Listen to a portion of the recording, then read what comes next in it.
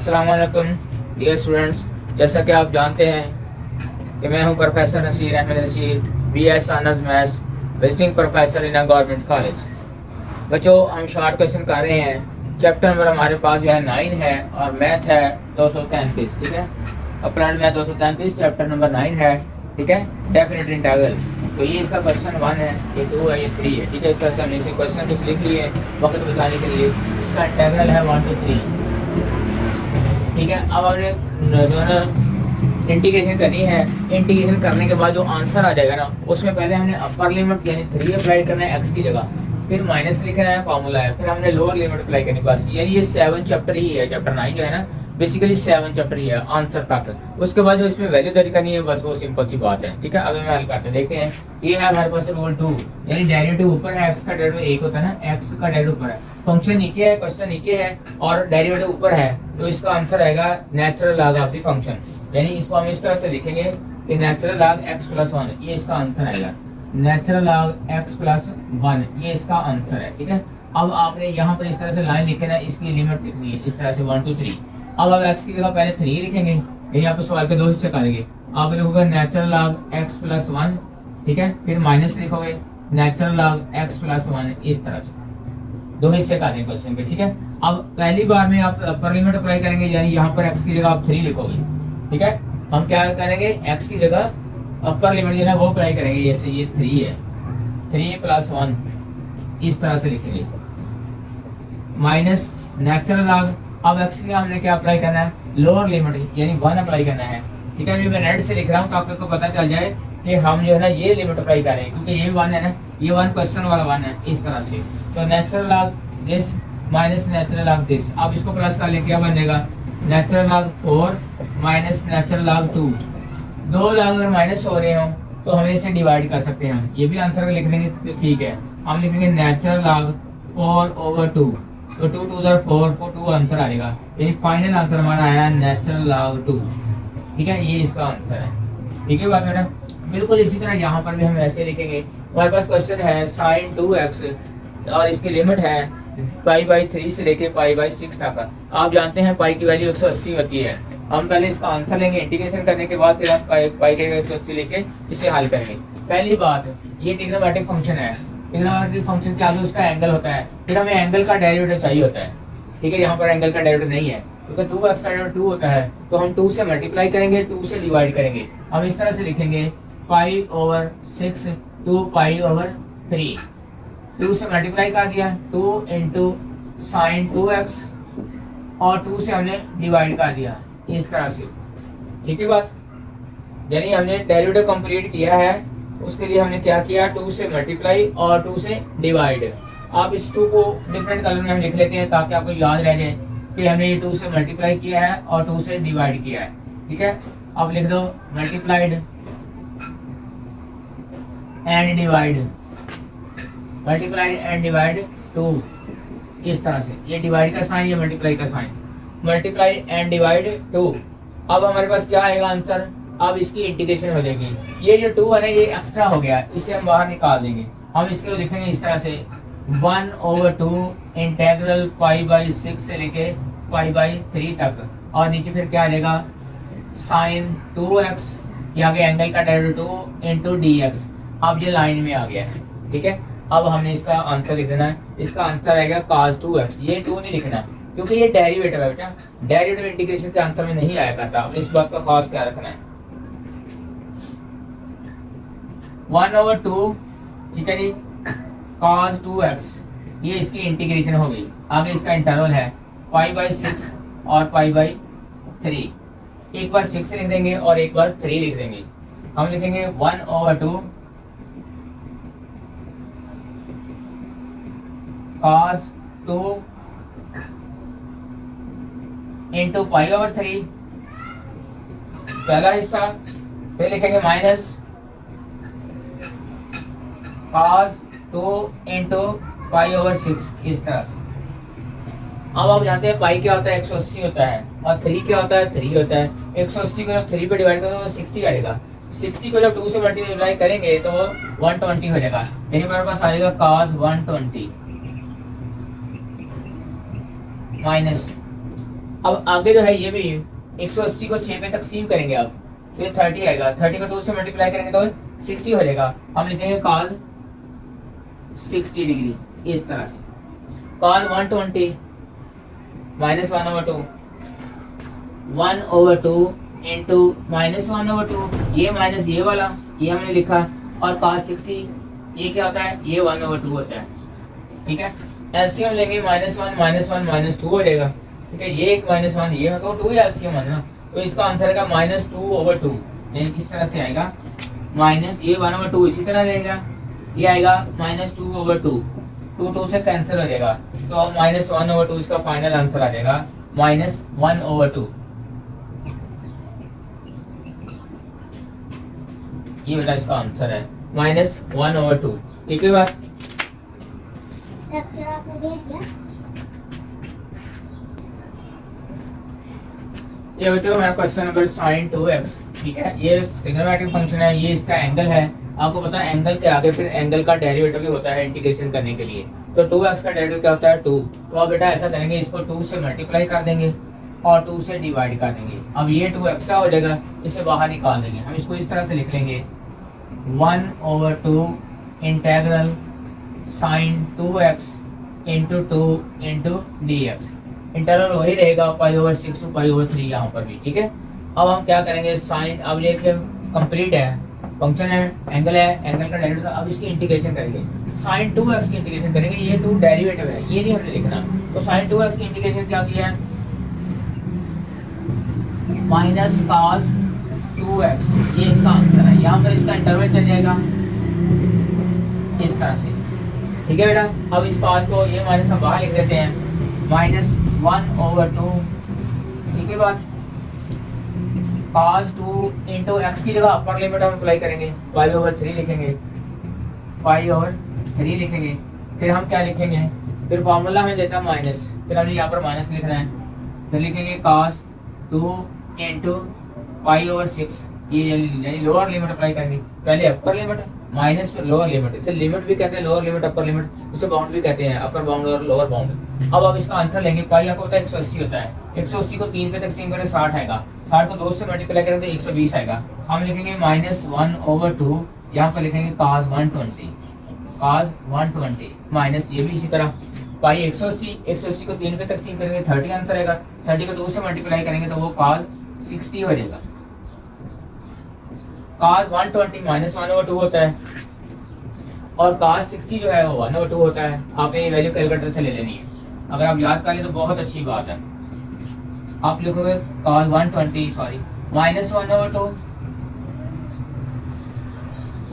और ये वाला माइनस मैंने इससे लिखा, और ये cos 60 की वैल्यू इस तरह से, ये -1 प्लस करेंगे तो -2/2 हो जाएगा। ये बाहर -1/2 और अंदर आएगा -1/2, बाहर आएगा 1/2 अंदर आएगा -2/2 इस तरह से। ये माइनस माइनस प्लस हो जाएगा। ठीक है, ये 2 से कैंसिल हो जाएगा तो माइनस माइनस प्लस, तो हमारे पास आंसर आ जाएगा 1/2। ये हमारा फाइनल आंसर है क्वेश्चन नंबर 2 के लिए। ठीक है बच्चों, अब है क्वेश्चन नंबर 3। क्वेश्चन है कोसेकेंट स्क्वायर x। ठीक है, कोसेकेंट स्क्वायर x, ये x ही आगे वो बनाने की जरूरत नहीं डेरिवेटिव, क्योंकि x का डेरिवेटिव 1 होता है ना, इसलिए फिर इसको और नहीं डेरिवेटिव बनाने की जरूरत है। अब हम इसका आंसर लिखेंगे, कोसेकेंट स्क्वायर हमने देखना है डेरिवेटिव किसका है। आप जानते हैं ये काट का डेरिवेटिव है, काट x का, यानी हम लिखेंगे इसका इंटीग्रेशन में माइनस काट x, काट स्क्वायर नहीं लिखना है, माइनस काट x। ठीक है बात, ये माइनस हम बाहर रख लेते हैं इस तरह से। ठीक है, ये माइनस हमने बाहर रखी है, ये इसके साथ है बेसिकली, यहाँ पर है इसके डायरेक्ट माइनस आएगा, हमने इसको बाहर निकाल दिया हुआ है इस तरह से। बाद में ये लाइन लगा दी इस तरह से। अब क्या होगा, π/6 और π/3, काट के जगह एक बार हम लिखेंगे π/3, फिर माइनस लिखेंगे, फिर लिखेंगे π/6, माइनस मैंने कामा रख लिया। हम लिखेंगे काट π/3 माइनस काट π/6।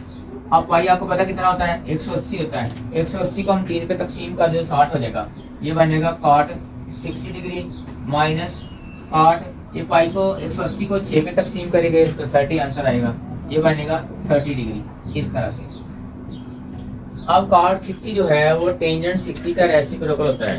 टेंजेंट 60 होता है 3 का स्क्वायर रूट, इसको जब रेसिप्रोकल करोगे तो 1/3 का स्क्वायर रूट हो जाएगा, माइनस 1/3 का स्क्वायर रूट माइनस इसी तरह cos 30 tan 30 tan 30 होता है 1/3 का स्क्वायर रूट tan 30। जब इसको उल्टाएंगे यानी रेसिप्रोकल करोगे तो 3 का स्क्वायर रूट आ जाएगा इस तरह से 3 का स्क्वायर रूट ऐसे। अब 3 का स्क्वायर रूट हमारा एलसीएम आ जाएगा। अब लिखेंगे -3 का स्क्वायर रूट, ये आपस में मैच हो गया तो 1 आ गया, माइनस ये इससे मल्टीप्लाई हो जाएगा, दो स्क्वायर रूट आपस में मल्टीप्लाई हो गया तो हम इसको इकट्ठा लिख सकते हैं, ऐसे लिख सकते हैं 3 × 3 ऐसे हम लिख सकते हैं। ये 9 बन जाएगा, 3 × 3 9। 9 में से 1 में से हमने 9 निकाल देना है तो कितना हो जाएगा फिर -8 हो जाएगा। ये बन गया माइनस इंटू 1 में से 1 माइनस ये 9 बनेगा ना, 9 का जब स्क्वायर रूट लेंगे तो 3 आ जाएगा इस तरह से /3 का स्क्वायर रूट। इनको हल करेंगे तो 1 - 3 करेंगे तो -2 आ जाएगा, माइनस इंटू -2/3 का स्क्वायर रूट इस तरह से। ये माइनस प्लस हो जाएंगे तो हमारे पास फाइनल आंसर आएगा 2/3 का स्क्वायर रूट। ये हमारा आंसर बन जाएगा क्वेश्चन नंबर 3 के लिए। ठीक है बात।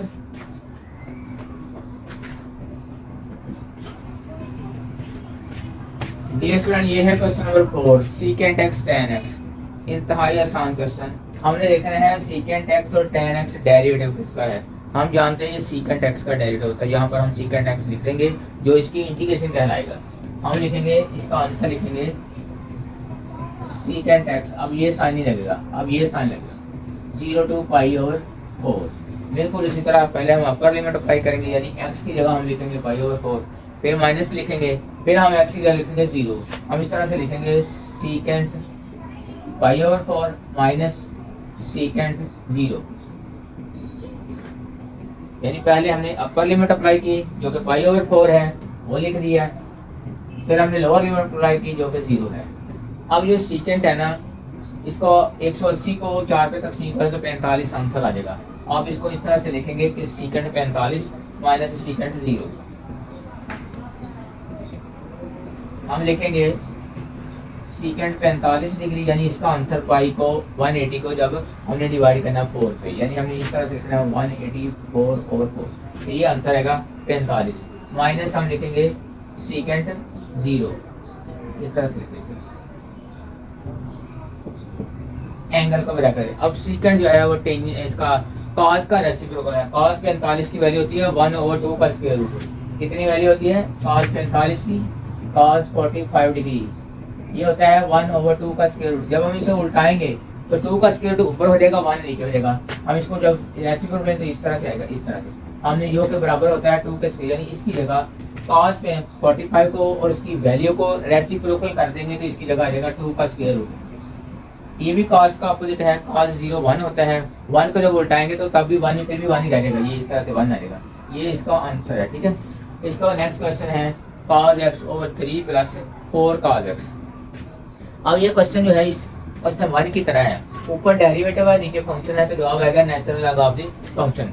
ये भी इसी तरह है, 3 है, 3 का डेरिवेटिव 0 होता है। ठीक है, 4 है, cos का डेरिवेटिव साइन का डेरिवेटिव cos होता है, साथ 4 की जरूरत है, 4 से मल्टीप्लाई कर दें, 4 से डिवाइड कर दें। ठीक है, मल्टीप्लाइड एंड डिवाइड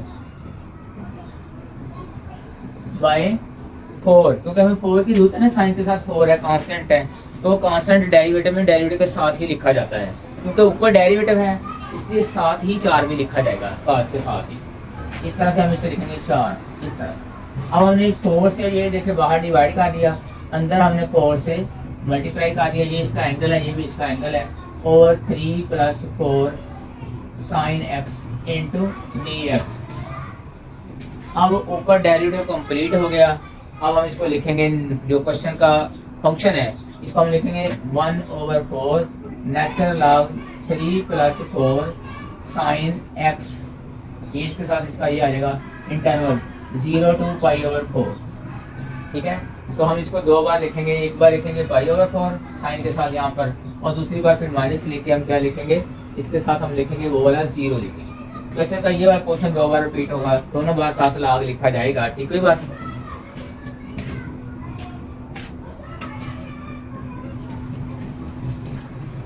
तो बच्चों पहले हम अपर लिमिट अप्लाई करेंगे, फिर माइनस लिखेंगे, फिर हम लोअर लिमिट अप्लाई करेंगे।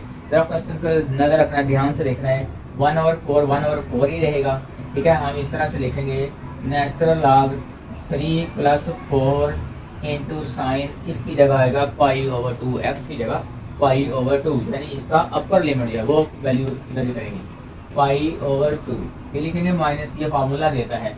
इसके साथ हम फिर ये सारा लिखेंगे नेचुरल लॉग 3 + 4 साइन 0 लिखेंगे।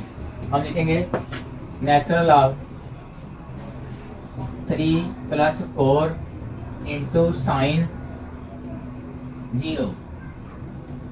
अब की बार हमने लोअर लिमिट 0 अप्लाई किया यहाँ पर, ठीक है, यहाँ पर हमने 0 अप्लाई किया। रेड से लिख देता हूँ, वो थोड़ा ज्यादा साफ नजर आया करता है।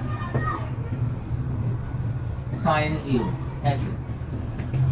अब आप देखें π/2, 180 को जब हम 2 पे तकसीम करेंगे तो 90 आएगा, तो साइन 91 होता है। तो यहाँ पर इसका आंसर सारे का इस जगह पर साइन भी π/2 भी इस जगह 1 आएगा। हम लिखेंगे 1/4 नेचुरल लॉग 3 + 4 इंटू 1 लिखें, ठीक है। साइन π/2 यानी साइन 90 की वैल्यू 1 होती है, ठीक है, माइनस नेचुरल लॉग 3 + 4 और साइन 0 जो है ना वो 0 ही होता है, तो इसकी जगह 4 के साथ 0 आएगा इस तरह से। ओके अभी बात, अब इसको प्लस कर दें, 3 + 4 7 हो जाएगा। हम लिखेंगे 1/4 natural log 7 minus natural log, ये तो 0 हो गया ना, 4 को जब 0 से मल्टीप्लाई करेंगे तो 0 हो जाएगा, नेचुरल लॉग 3 रह जाएगा। 2 लॉग अगर माइनस होते हैं तो वो डिवाइड होते हैं। हम लिखेंगे 1/4 नेचुरल लॉग 7/3 इस तरह से। ये इसका आंसर होगा। ये जी बच्चों, ये हमारे क्वेश्चन 5 हो गए हैं, चैप्टर नंबर 9 मैथ 233, ठीक है। उम्मीद है आपको समझ भी आ गई होगी अच्छे तरीके से। इंतहाई आसान है, जिसको चैप्टर 7 आता है उसको आपका पेपर भी सारा ही आता है इलेक्ट्रिकल का। एक ही बात, सिर्फ इसमें ये करना होता है कि पहले अपर लिमिट फिर लोअर लिमिट अप्लाई करनी है। अगर आपको मेरा लेक्चर अच्छा लगा है तो आप इसे लाइक करें, ठीक है, शेयर करें और मेरे चैनल को ज़्यादा से ज़्यादा सब्सक्राइब करें। कमेंट बॉक्स में मुझे कमेंट करें, मैं वेलकम करूँगा आपके कमेंट्स को, ठीक है। ठीक है, दुआ में मेरे याद रखिएगा। मैं आपके लिए दुआ को हूँ, आपकी शानदार काबिल अल्लाह ताला आपको अता फरमाए। इजाज़त दीजिए, अल्लाह हाफ़िज़, अस्सलाम वालेकुम।